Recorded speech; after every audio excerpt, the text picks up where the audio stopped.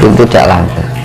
Itu terus apa ya namanya, rantai kehidupan. Maksudnya terus sifatnya materi bagaimana Mas? Seperti apa? ya daging dia kan materi kan. Gitu, jasadnya lah. Itu kan elemen materi sifatnya. Kalau bumi, bulan itu tak materi kan. Makanya matahari itu kan materinya. Lah dia juga punya jiwa, diarani Bathara Surya lah ya kuwi. Air itu materinya. Air ini juga punya jiwa ya namanya, disebut nih Bathara Indra atau Dewa Indra kan ngono Mas. Nah listrik ya kayak petir kan listrik ya Mas. Ya dewanya lah dewa wungkupan kan ngono. Dewa bongkokan kan misalnya. Nah kita juga punya listrik. Nah, cuman skala bumi ini skalanya gede kan ngono. Ya kayak adewi kan kandungan airnya juga sedikit nih manusia. Kalau bumi kan ya samudra atau sungai itu atau skalanya besar. Bahkan listrik ya kayak petir itu ya nyawone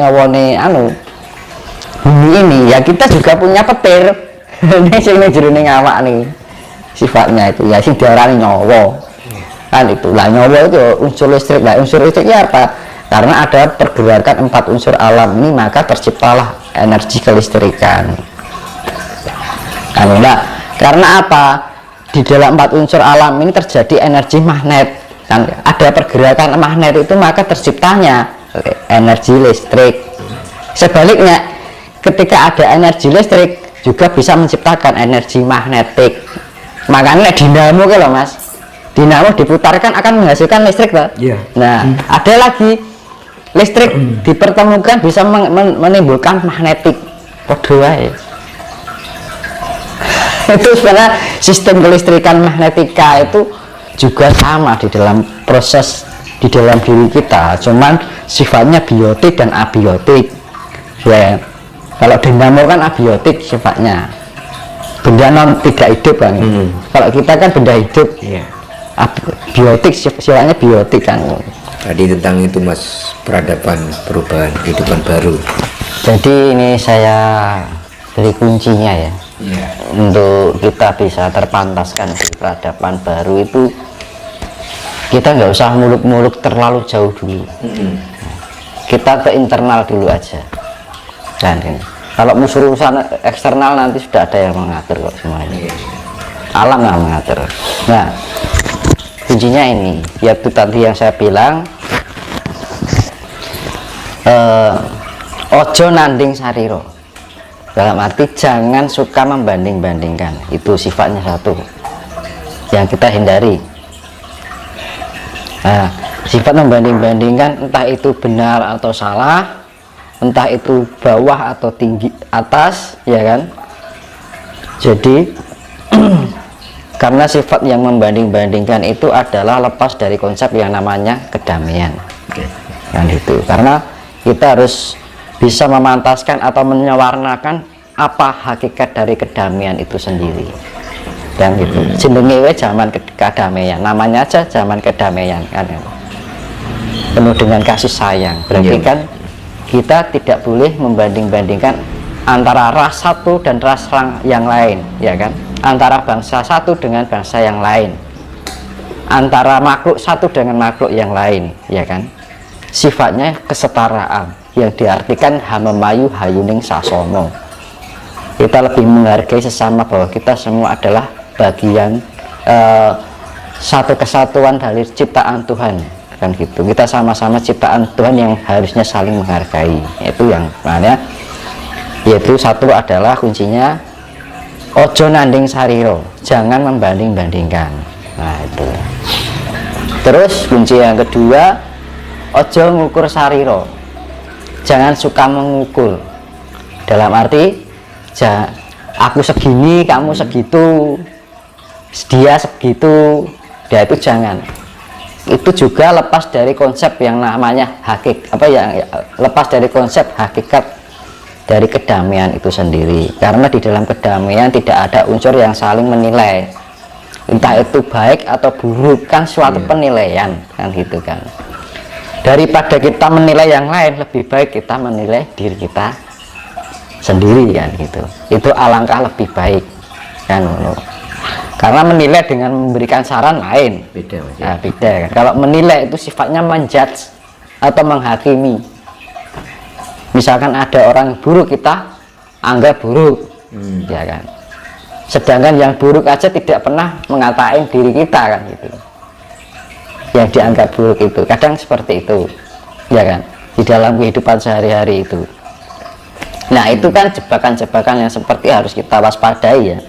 Ya sifat nanding sariro atau membanding-bandingkan, terus sifat yang mengukur sariro yang sifatnya mengukur tinggi rendahnya seseorang, entah itu dari secara keilmuan, pengetahuan, ya kan, dari ajaran, adat istiadat, jangan. Nah itu sifatnya jangan istilahnya ojo ngukur sariro. Nah itu yang kedua. Terus yang ketiga, harus mempunyai sifat tepo sariro. Tepo sariro itu kita lebih bisa memahami yang dari luar dari kita, yaitu entah itu pada hewan, entah itu pada tumbuhan, entah itu pada manusia, ya kan. Itu sifatnya hamamayu hayuning sasomo juga, ya. Kita lebih menghargai, menghormati makhluk lain, entah itu tumbuhan, entah itu hewan, apalagi sesama manusia gitu kan. Kita lebih mempunyai sifat pri kemanusiawian, nah ya kan. Tapi yang terjadi sekarang kan udah kehilangan itu semua. Lah kok ibaratnya, lah kok orang saudara sendiri banyak kena gitu kan. Saudara makan saudara, teman makan teman, ya kan. Nah makanya untuk bisa terpantaskan di peradaban baru, kuncinya yang ketiga itu tadi adalah tepo sariro. Kita menghargai dan menghormati, memahami orang lain. Nah, itu yang keempat, mawas diri. Itu lebih condong pada hamamayu hayuning diri. Kita lebih bisa mengolah diri, menganalisa diri, mempelajari segala apa yang ada di dalam diri kita, kekurangan kita apa, ya kan, yang sifatnya lebih ke introspeksi. Nah jadi lebih baik kita menilai diri kita sendiri daripada kita menilai orang lain. Nah ibarat sebelum kita harus mawas diri, jika tidak ingin disakiti jangan menyakiti, ya kan. Jika tidak ingin direndahkan jangan merendahkan. Karena apa? Tidak ada yang ditinggikan selama kita masih bisa mau merendahkan. Tidak ada kebenaran jika kita masih mau menyalahkan. Nah, wong Jawa kan rata nyalah ke wong, rata nyalah ke ajaran wong liya kan. Selalu mengalah Mas. Nah, gitu. Meskipun injak-injak tapi terus mengalah. Enggak pernah istilahnya ngukur ajaranku itu paling sempurna di dunia ini. Nah, itu masuk pada sifat ngukur sariro. Nah, itu tidak terjadi pada leluhur kita orang Jawa. Tapi malah sering diukur-ukur dengan ajaran lain kan gitu. Bahkan kalau bisa mau dimusnahkan. Nah, itu. Ada yang sifatnya merasa paling baik, paling sempurna. Itu yang namanya masih mengukur. Nah, itu. Nah, itu yang tidak dipantaskan di peradaban baru. Nah, itu tadi mawas diri ya. Mawas diri itu lebih ke introspeksi diri, lebih kita bisa memahami diri kita sendiri, menganalisa diri kita, menganalisa apa yang kita pikirkan, menganalisa apa yang kita rasakan, menganalisa pancaran apa yang kita berikan, dan menganalisa apa yang menjadi perilaku kita yang namanya. Kalau sudah kita bisa menerapkan itu, maka terciptalah budi pekerti. Nah, itu yang namanya arti konsep dari budi pekerti sebenarnya itu. Banyak orang yang mengatakan budi pekerti ini, tapi apa? Di zaman sekarang itu hanya wacana aja kan itu. Banyak kan gitu. Nah, makanya kita mulai kembali untuk menggali apa arti ya hakikat dari budi pekerti itu secara hakiki kan gitu. Nah, ini yang keempat yaitu mawas diri ya. Yang kelima adalah mulat sariro.